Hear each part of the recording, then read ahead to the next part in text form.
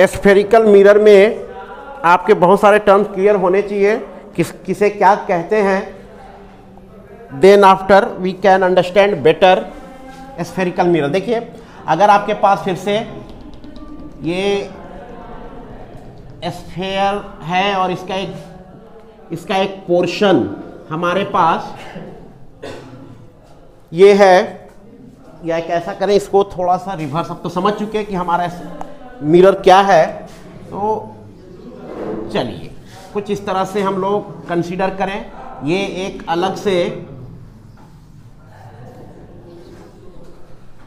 Sphere सही से नहीं बन रहा जी, स्फेरिकल मिरर, ठीक है। अब ये कौन सा साइड हम लोग पॉलिश करें, चलिए हम लोग इसे ये आउटसाइड पॉलिश किए, रिफ्लेक्टिंग इनसाइड, देयरफॉर ये कॉनकेव मिरर। और अगर हम लोग आउटसाइड इसे पॉलिश कर दिए, फिर से वही हो रहा, रिपीट हो रहा है ना, तो अगर इनसाइड पॉलिश कर दिए, ठीक, तो ये कौन सा बोलिए, कॉन्वेक्स। ये समझ चुके आप लोग, ये हम लोगों का कॉन्वेक्स मिरर। अब एक साथ दोनों को मैं लेकर के चल रहा हूं, लेकिन दोनों अलग अलग है। तो देखिए इसमें जो टर्मिनोलॉजी है जो आपको जानना चाहिए, किसे क्या कहते हैं, तो ये सपोज कीजिए एक सेंटर C, ये C और ये P। तो देखिए सबसे पहला टर्म हम लोग इसमें डिफाइन करेंगे, pole of the mirror, pole of the mirror. तो देखिए पोल जो होता है, ये जो पार्ट है, एक सेक्शन है, एक टुकड़ा है स्फेयर का, जिससे ये मिरर बना हुआ है, उसका मिड पॉइंट कहां पे होगा, ये होगा, this is the pole of mirror. अब since this is convex, therefore pole of the convex mirror. Here pole of the concave mirror. तो ये पोल हो गया, पोल क्या हो गया, मिडिल पॉइंट, ठीक है, middle point of the mirror, one line, middle point of the mirror, either it is concave और कॉन्वेक्स, ठीक है। तो ये आपका पोल हो गया। दूसरा टर्म सेंटर किसका, कर्वेचर का, therefore centre of curvature C। ये है आपका centre of curvature, centre of curvature, clear हो गया। तो सेंटर ऑफ कर्वेचर एक पॉइंट है, centre of curvature is a point from which this mirror is made up of. ये मिरर आपका जिस स्फेयर का बना हुआ है, उस स्फेयर का जो सेंटर पॉइंट है, सेंटर होगा, उस स्फेयर का जो सेंटर होगा, वही सेंटर इस कॉनकेव मिरर का सेंटर ऑफ कर्वेचर कहलाएगा। तो ये कहीं ना कहीं इस तरह से एयर में होगा। अगर आपके पास मिरर है तो इस तरह से आप इमेजिनेशन कर सकते हैं, ठीक। तो ये centre of curvature C। Similarly यहाँ पे ये अगर जिस हॉलो स्फेयर का ये पार्ट है, तो ये हॉलो स्फेयर का जहां भी सेंटर होगा, इस मिरर का क्या कहलाएगा, centre of curvature, centre of curvature. कोई डाउट, सेंटर ऑफ कर्वेचर। दो टर्म क्लियर हो गया। अब इसके बाद third one is radius of curvature, radius of curvature, either concave और कॉन्वेक्स। तो देखिए सेंटर से मिलाने वाला any line joining between centre of curvature and any point on the surface of mirror is called radius of curvature. तो आप centre से ये पॉइंट मिलाइए, ये रेडियस, चूंकि ये कर्वेचर है, देयरफॉर रेडियस ऑफ कर्वेचर, इस कर्वेचर का ये रेडियस, यहां से देखिए ये रेडियस ऑफ कर्वेचर, जरूरत पड़ने पे ये रेडियस ऑफ कर्वेचर, तो infinite radius of curvature, but only one centre of curvature, only one pole, one centre. Here this is your radius of curvature, radius of curvature, radius of curvature. तो centre से मिलाने वाला जितना भी line होगा, सबका सब क्या होगा, रेडियस ऑफ कर्वेचर, ओके। उसके बाद एक थर्ड टर्म प्रिंसिपल एक्सिस, तीसरा टर्म आएगा प्रिंसिपल एक्सिस, मुख्य अक्ष। देखिए तो line joining between pole of the mirror and centre of curvature, line joining between pole of the mirror and center of curvature. Again here line joining between pole to center. तो ये line जो आप नजर आ रहा, dotted line दिख रहा, ये आपका क्या है, प्रिंसिपल एक्सिस हो गया, प्रिंसिपल एक्सिस, मुख्य अक्ष, principal axis. Any doubt? Pole clear, radius of curvature, centre of curvature, principal axis. Okay, एक और टर्म आता है लेकिन इसके बाद अपर्चर। तो पहले ये डायग्राम बनाइए, फिर 1 बाय 1 जल्दी से लिखिए, नोट कीजिए, फिर हम लोग आगे बढ़े। तो ये आपका रेडियस ऑफ कर्वेचर,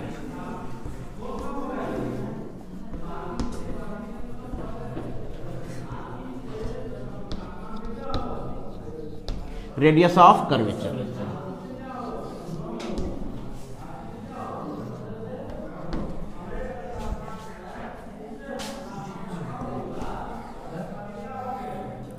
ये प्रिंसिपल एक्सिस।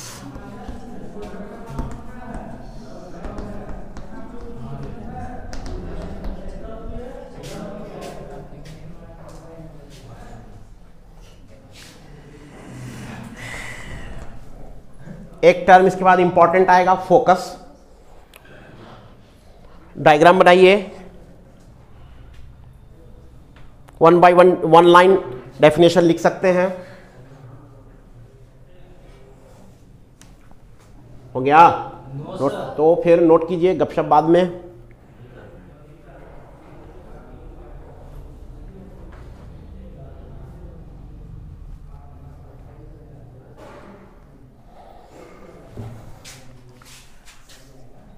ये आपका कॉनकेव मिरर,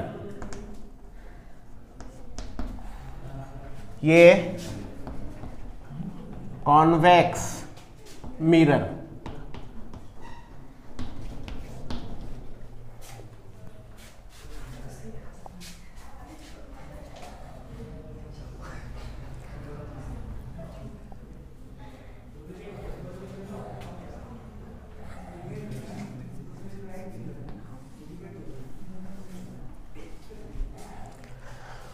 सरफेस के किसी पॉइंट से सेंटर को मिलाने वाला लाइन, रेडियस ऑफ कर्वेचर। ठीक है, उसके बाद मोस्ट इंपॉर्टेंट टर्म आएगा फोकस, उसको जल्दी से डिफाइन करें, पहले यहां तक नोट कीजिए और लिखिए 1 बाय 1। देखिए पहला टर्म पोल, पोल लिखकर डैश दीजिए, फास्ट, बी फास्ट। हो गया, बोलिए sir.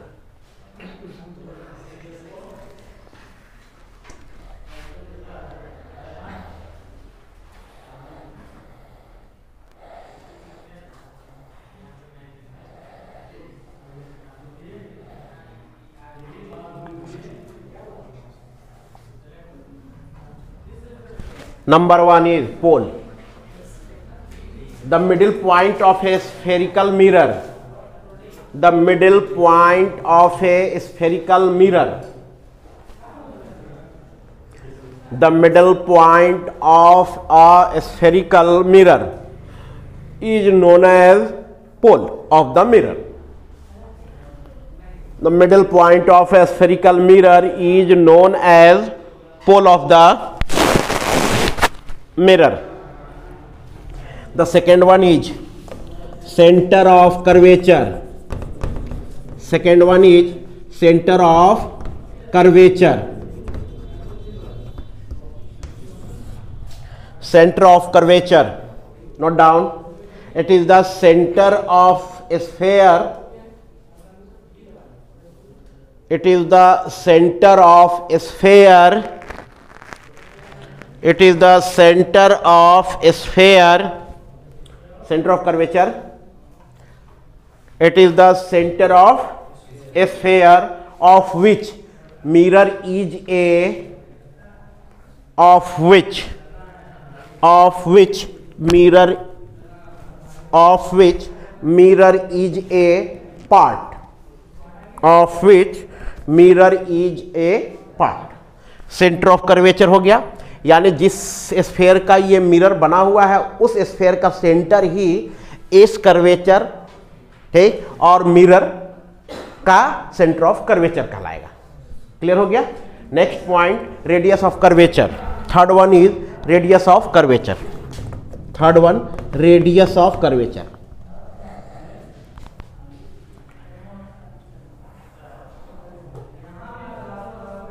Radius of curvature, the distance between radius of curvature, the distance between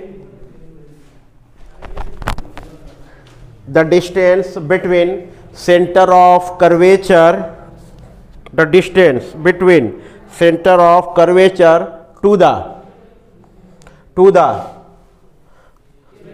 surface of mirror, the distance between center of curvature to the surface of mirror is called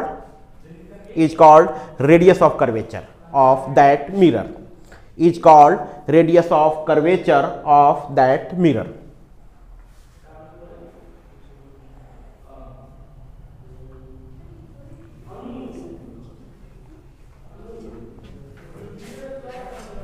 उसके बाद next one is the fourth one is principal axis. ये principal axis fourth one, principal axis fourth one is, लिखिए, it is the line joining, it is the line joining,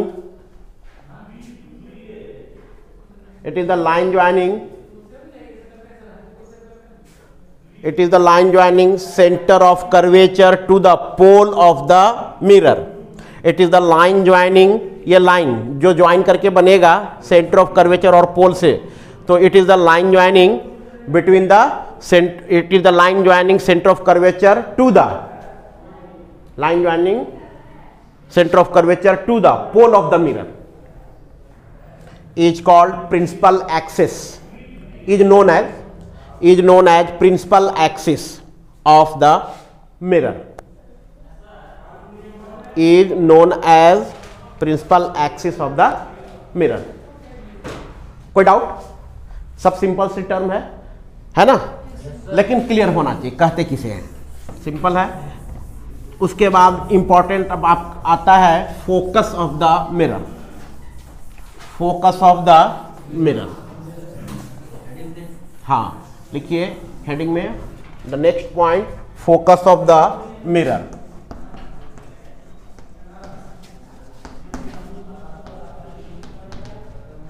अब इसमें दो तरह का mirror हमको जनरली पढ़ना है ना.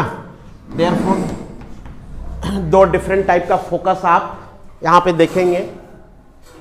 हाँ पहले से भी जानते होंगे.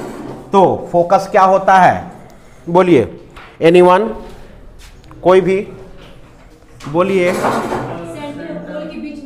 सेंटर और पोल के बीच में क्या, चलिए ये है हमारा, बोलिए कौन सा मिरर, बोलिए कॉनकेव. और अगर फोकस की बात करें तो सबसे पहले प्रिंसिपल एक्सिस को आप तो पहचान लिए आप लोग. ये लाइन प्रिंसिपल एक्सिस हो गया जो कहां से गुजर रहा, पोल एंड सेंटर से, ये प्रिंसिपल एक्सिस. अब आप मुझे बताइए फोकस के बारे में, बोलिए.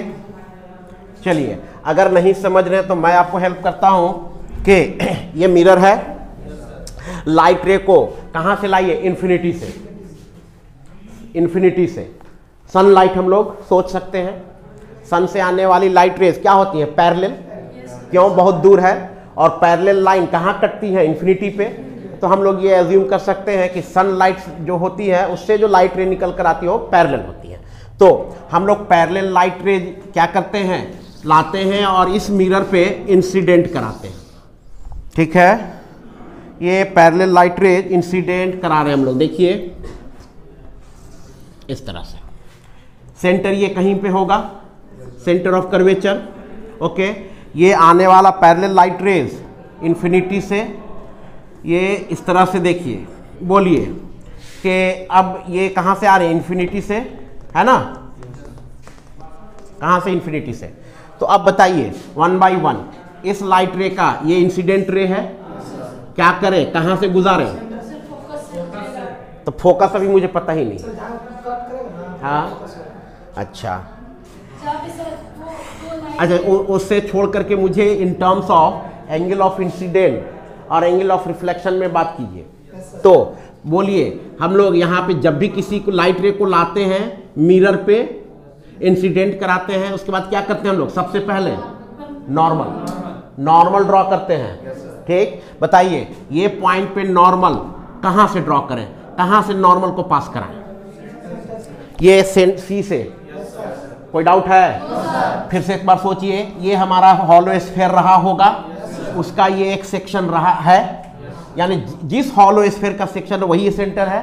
तो हमने आपको क्या बताया था, इन केस ऑफ स्फीयर और सर्कल आपका जो नॉर्मल होता है परपेंडिकुलर और रेडियस होता है, ठीक। तो यहां पे ये सी से मिलाइए इस पॉइंट पे, तो आपके पास ये नॉर्मल ये ड्रॉ हो जाएगा, नॉर्मल। तो हर एक रेडियस अपने सरफेस पे क्या होता है, नॉर्मल। देयरफॉर ये नॉर्मल, और हमें जो एंगल मेजर करना है लॉ ऑफ रिफ्लेक्शन लगाने के लिए, वो ऑलवेज मेजर करते हैं किसके साथ, नॉर्मल के साथ। तो अब हम लोग यहाँ पे देख सकते हैं, दिस इज योर, सपोज कीजिए एंगल आई है। अब आपको अंदाजा लगता होगा कि रिफ्लेक्टेड रे का क्या करें, किधर से पास करें, या किधर से स्ट्राइक करने के बाद किधर लौटेगा। तो बोलिए, ये रिफ्लेक्टेड रे कुछ इस तरह से यहां से टकरा कर जाना होगा कि लॉ ऑफ रिफ्लेक्शन I बराबर R आप मेंटेन रहे। तो अगर इतना बड़ा एंगल I दिखा रहे हैं तो R को भी कुछ इस तरह से पास करना होगा कि ये एंगल R इक्वल हो। तो कुछ इस तरह का डायग्राम आप बनाएंगे, बोलिए, कोई डाउट? अच्छा, दूसरा आगे बढ़िए। अब इसके लिए बात कीजिए, इस रे के लिए फिर से वही काम, क्या कीजिएगा, आप नॉर्मल ड्रॉ कीजिएगा, है ना, नॉर्मल ड्रॉ कीजिएगा। ये एंगल अबर में कुछ स्मॉल छोटा हो गया, पहले के रिस्पेक्ट में अभी क्या है, छोटा हो गया। तो रिफ्लेक्टेड रे को अब यहां से कुछ स्मॉलर एंगल बना करके ही जाना होगा, होगा या नहीं होगा, बोलिए, नहीं समझ रहे हैं? तो ये आपका इस तरह से गुजरेगा कि आपका I और R फिर से मेंटेन रहे, बोलिए। तो उसके बाद उसके लिए इसको स्मॉलर थोड़ा पहले के रिस्पेक्ट में आप कम एंगल बनाना होगा। तो ऑटोमेटिक आप क्या पाइएगा, ये भी वहीं से होकर पास करेगा, एक कॉमन पॉइंट से, ठीक से। फिर आगे बढ़िए, सिमिलरली इसके लिए अगर हम लोग बात करें 1 2 3, तो ये लाइट रे ये गया और ये लौट जाएगा, ये रिफ्लेक्टेड रे, ये रिफ्लेक्टेड रे, 3 देख चुके।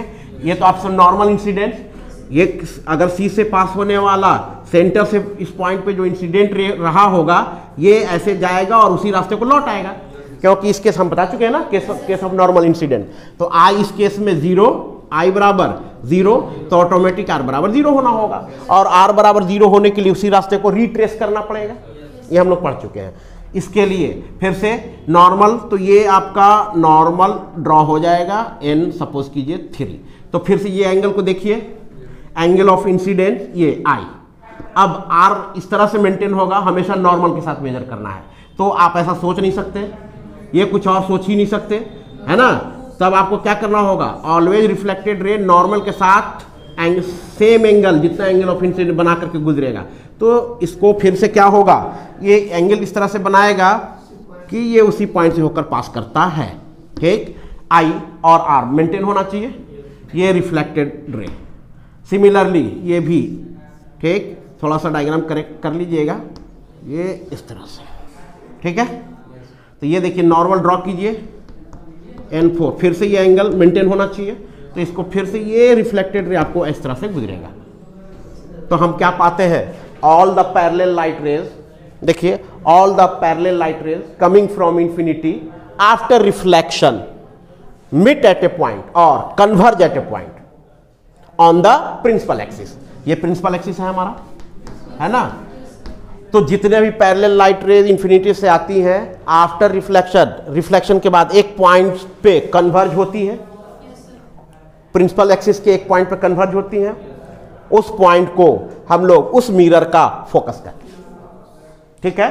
तो ऑलवेज आपको याद रखना है कि फोकस के डिफाइन करने के लिए आपको ऑब्जेक्ट कहां पे होना चाहिए, इंफिनिटी पे, क्योंकि हमें लाइट रे कहां से आती है, ऑब्जेक्ट से निकल आती है, ऑब्जेक्ट से निकल करके आती है। तो ऑब्जेक्ट से जो लाइट रे निकल करके आएंगी वो आप पैरेलल होंगी, और पैरेलल रे ये जो कन्वर्ज हो रही है ये हम अपने मन से नहीं कर रहे हैं, लॉ ऑफ रिफ्लेक्शन यहाँ पे होल्ड कर रहा है, ठीक। तो लॉ ऑफ रिफ्लेक्शन मेंटेन रहने के लिए इसे हर बार क्या होना होगा, एक पॉइंट से ही पास करना होगा। देयरफॉर ये होता भी ऐसा है, और उस सब का सारे रिफ्लेक्टेड रे यहां पे आकर कन्वर्ट करती है और यहां से होकर के ही गुजरती है रिफ्लेक्टेड रे। देयरफॉर ये पॉइंट जो है आपका फोकस कहलाएगा इस मिरर का।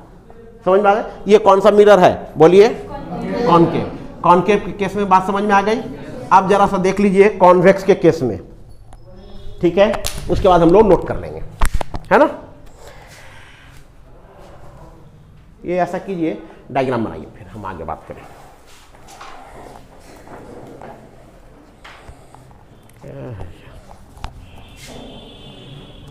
क्लियर कट बनाइएगा। बोल रहे आप खुद ही नहीं बनाया तो मैं कहां से बनाऊंगा। फिर भी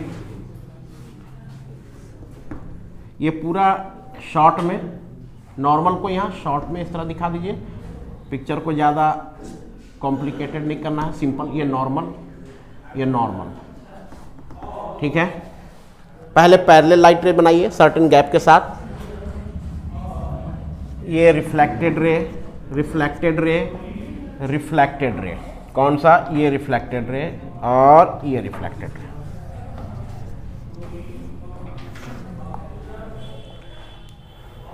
नोट कीजिए जल्दी।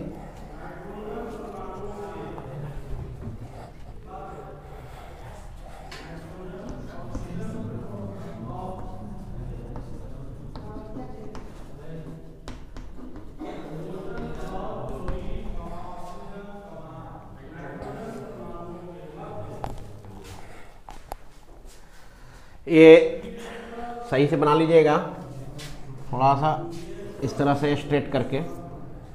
मेरा टेढ़ा मेढ़ा बना है। कॉनकेव में देख लिए, जरा कॉन्वेक्स में देखें।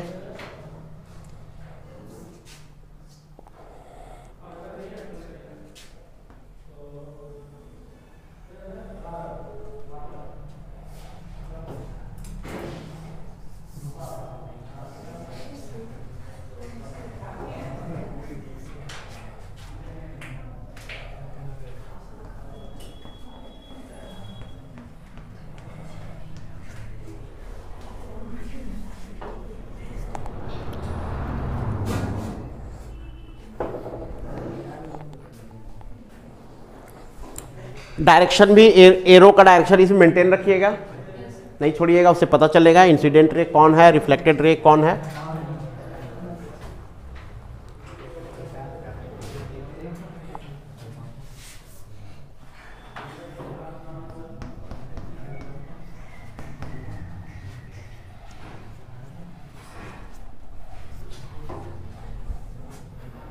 हो गया ये?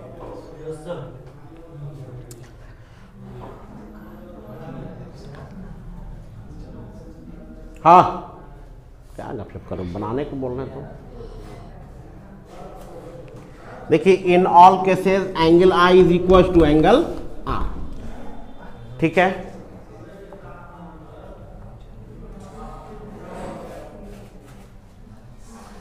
इसी में एक और छोटी सी बात, श्रीकांत क्या ड्रामा कर रहे हो?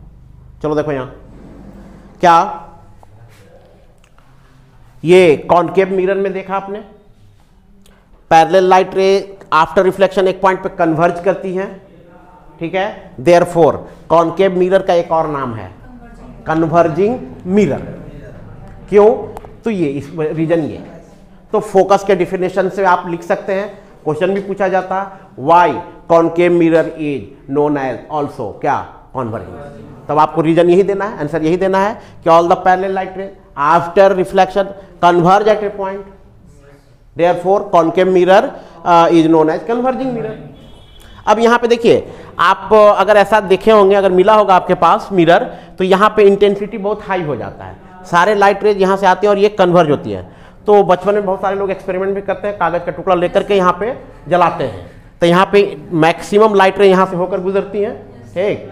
तो ये पॉइंट आपका फोकस है और यहाँ पे आपका इंटेंसिटी लाइट का बढ़ जाता है, तो यहाँ पे हीट जनरेट करेगा और आपके पीस ऑफ पेपर को क्या करेगा? जला डालेगा।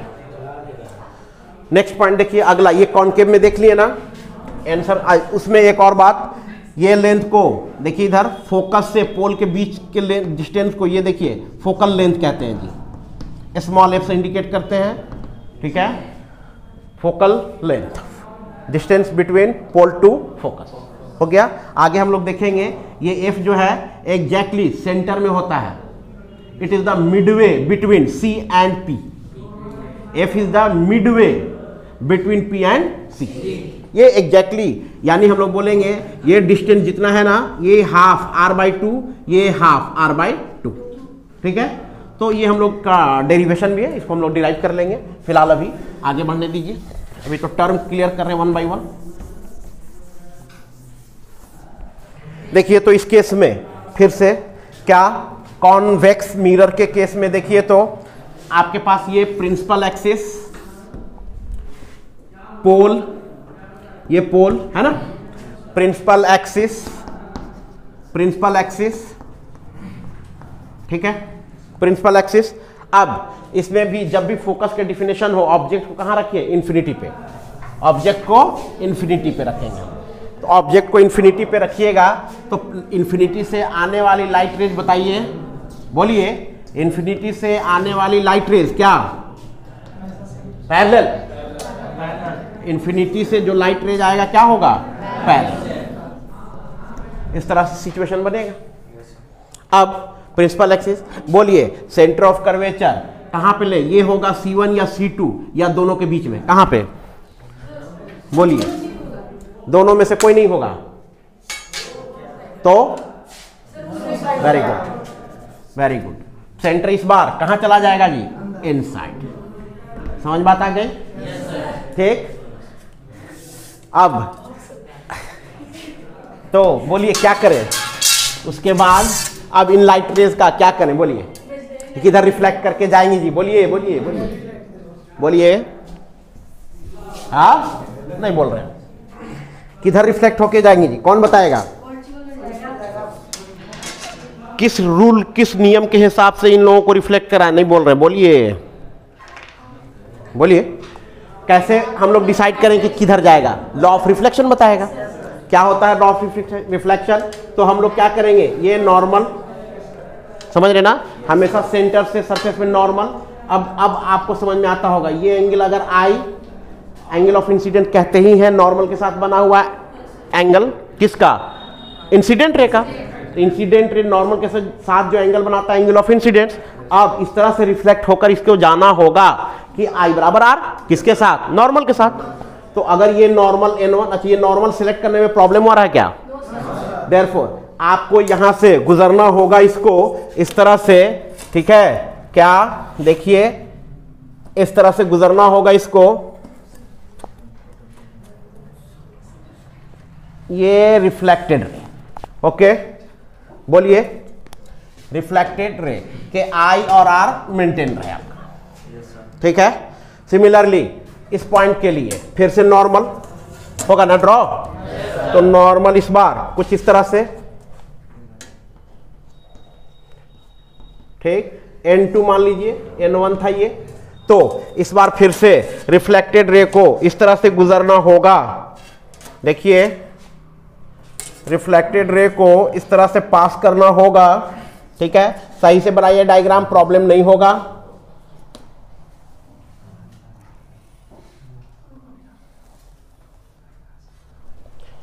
ये ठीक है, ओके। सिमिलरली ये भी रिफ्लेक्टेड रे इस तरह से, क्यों, समझ रहे हैं,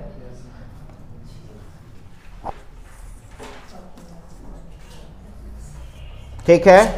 उसके बाद ये भी रिफ्लेक्टेड रे इस तरह से पास करेगा, ओके,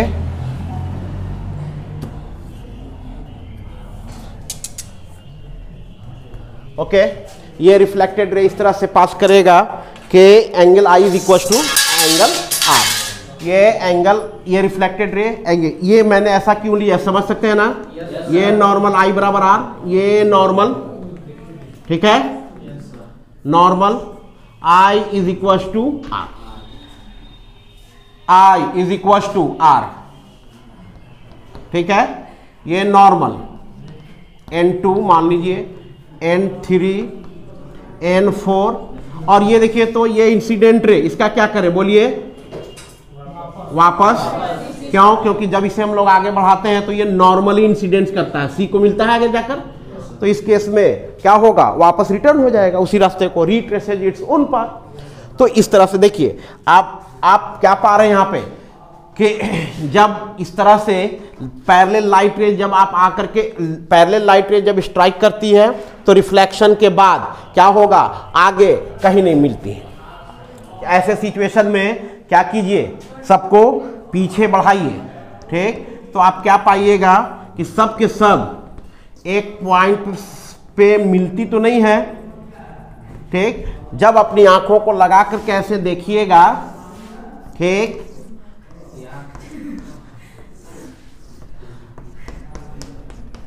ऐसे देखिएगा तो क्या नजर आएगा आपको, सब का सब ये पॉइंट, ठीक है, इसको हटाइए, कंफ्यूजन नहीं होना चाहिए।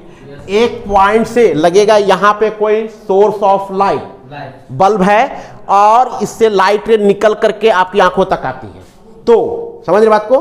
अब आपको पढ़ना क्या है सिलेबस में, स्मॉल अपर्चर। इतना बड़ा जो कॉन्वेक्स मिरर हम लोग दिखा रहे हैं ये हम लोग के सिलेबस में है ही नहीं। क्या पढ़ना है, स्मॉल अपर्चर, छोटा, बार समझने के लिए हम लोग। तो जब आप यहां से देखिएगा तो रिफ्लेक्टेड रे जब आपकी आंखों तक आकर के टकराएंगे तो आपको क्या लगेगा, क्या फील होगा, सब के सब एक पॉइंट प्रिंसिपल एक्सिस के एक पॉइंट से नहीं डाइवर्ज होती हुई फील होगी। It is appear to diverge from a point on the principal axis, that point is known as focus of the convex mirror F. Clear हो गया। तो ये फिर से ये रिफ्लेक्टेड रे मैंने अपने तरफ से ड्रॉ नहीं किया है, ये लॉ ऑफ रिफ्लेक्शन को वैलिड होने के लिए ही इसको इस तरह से एंगल बना करके यहां से रिटर्न होना होगा कि आपको सारे पॉइंट जब बैक साइड में मिलाइएगा वर्चुअली तो यहां पे वर्चुअल इमेज बनेगा। इन्फिनिटी पे रखे हुए ऑब्जेक्ट सन का इमेज ये स्मॉल यहां पे एफ पे बनेगा, ठीक। तो ये पॉइंट आपका फोकस कहलाएगा कॉन्वेक्स मिरर का, ठीक है। देयरफॉर कॉन्वेक्स मिरर को कौन सा मिरर कहते हैं हम लोग, बोलिए।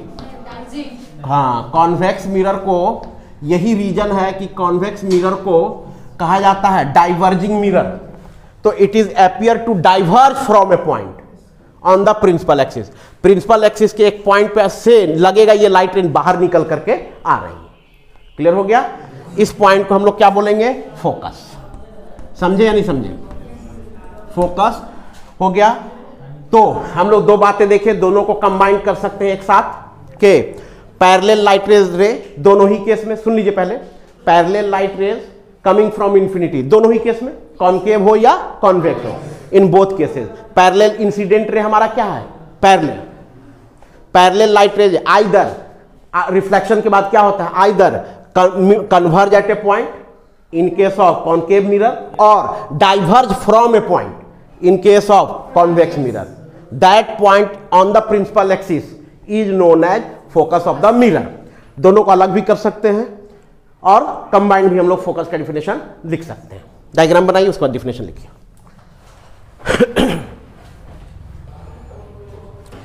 तो ये सुनिए, डायग्राम बनाते से स्केल रख करके ये डॉटेड रख दीजिए और ये डायरेक्ट खींच दीजिए। ये स्केल रख कर ये डॉटेड और ये आगे बढ़ा दीजिए, ठीक। बाद में नॉर्मल ड्रॉ कर लीजिएगा।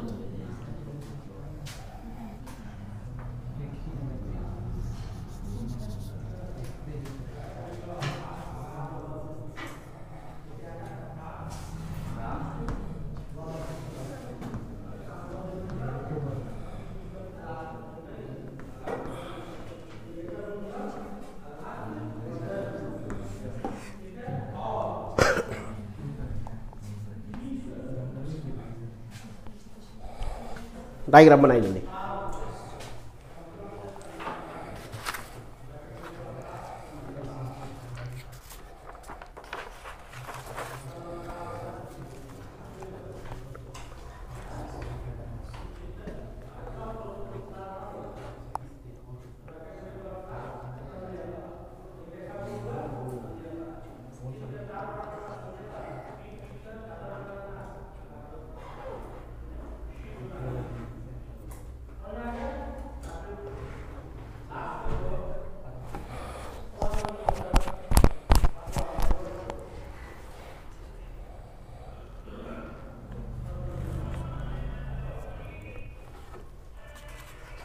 लिखिए फटाफट। नेक्स्ट डे हम लोग देखेंगे साइन कन्वेंशन, इमेज ट्रेसिंग, कैसे इमेज हमें बनाना है, सबसे इंपॉर्टेंट वो है। ये सब बेसिक टर्मिनोलॉजी क्लियर होना चाहिए था, ठीक है। इमेज ट्रेसिंग लिखिए। 1 minute sir.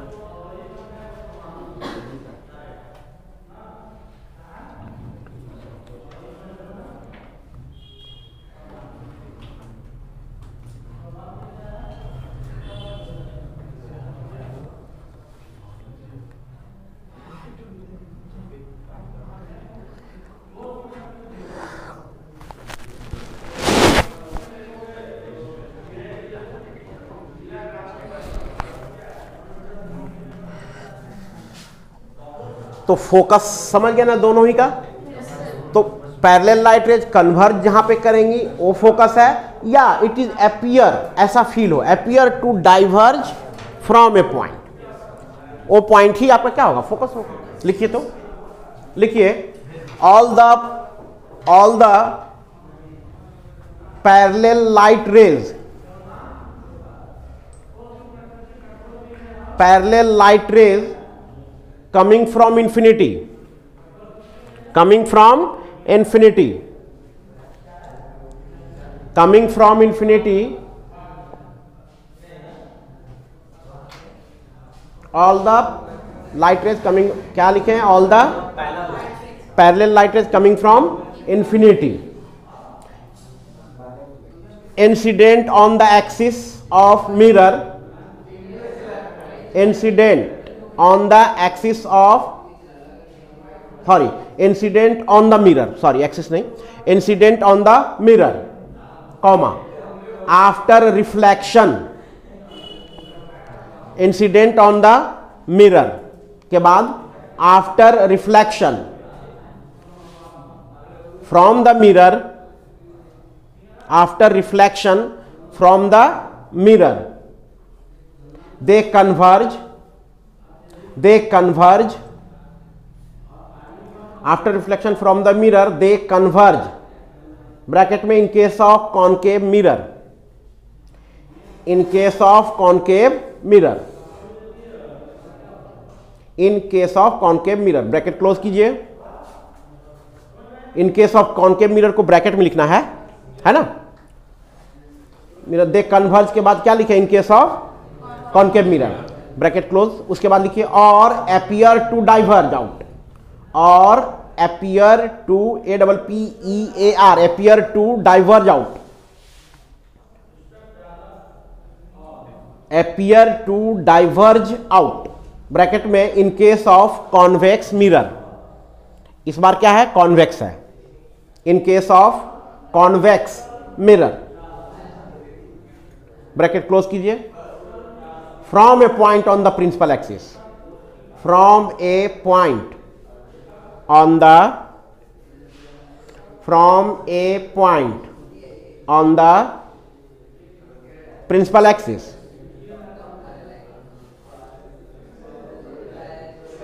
from on the principal axis, that point is known as, that point is known as, that point is known as focus of the spherical mirror, focus of the spherical mirror, focus of the spherical mirror। अब दो हिस्से, अगर पूछा जाए कि concave mirror का focus क्या है, पूछा जाए कॉन्वेक्स मिरर का फोकस क्या है, तो आप अलग करके भी लिख सकते हैं। मैंने कंबाइन कर दिए दोनों को, समझ गया। तो एक लाइन लिख लीजिए, focal length, focal length small F से इंडिकेट करते हैं, फोकल लेंथ स्मॉल एफ। लिखिए, the distance from the pole, the distance from the pole to, the distance from the pole to focus of the mirror, the distance from the pole to focus of the mirror is called focal length of the mirror, is called focal length of the mirror, is called focal length of the mirror। देखिए board पे, ये focal length है जी आपका। पोल और focus तो समझ गया ना, वही फोकस हमेशा एक पॉइंट होता है, फोकस और पोल के बीच में स्मॉल लेंथ, ये यही आपका क्या है, फोकल लेंथ। और आगे हम लोग देखेंगे, प्रूफ करेंगे कि ये जो लेंथ है एग्जैक्टली कहाँ होता है, मिडवे, बीच में। तो एफ, ये जो स्मॉल एफ का लेंथ है ना, स्मॉल लेंथ बराबर ये पूरे का आधा, पूरा आर हम लोग कंप्लीट, ये रेडियस है ना, तो ये स्मॉल एफ कितना है, पूरे का हाफ, r/2। ये हम लोग प्रूफ करेंगे, आता भी रहता है एग्जाम में, इसको हम लोग फिलहाल ये डायग्राम बनाकर लिख लीजिए।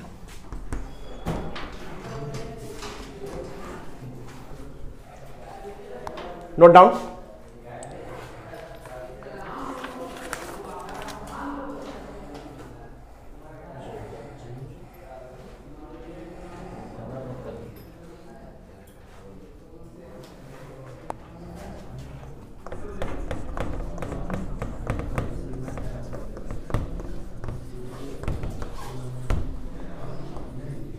लिख लिए हैं?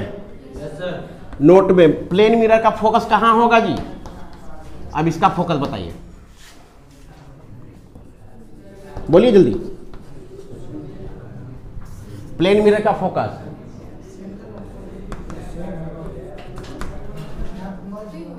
नहीं होगा, होगा, लिख लीजिए।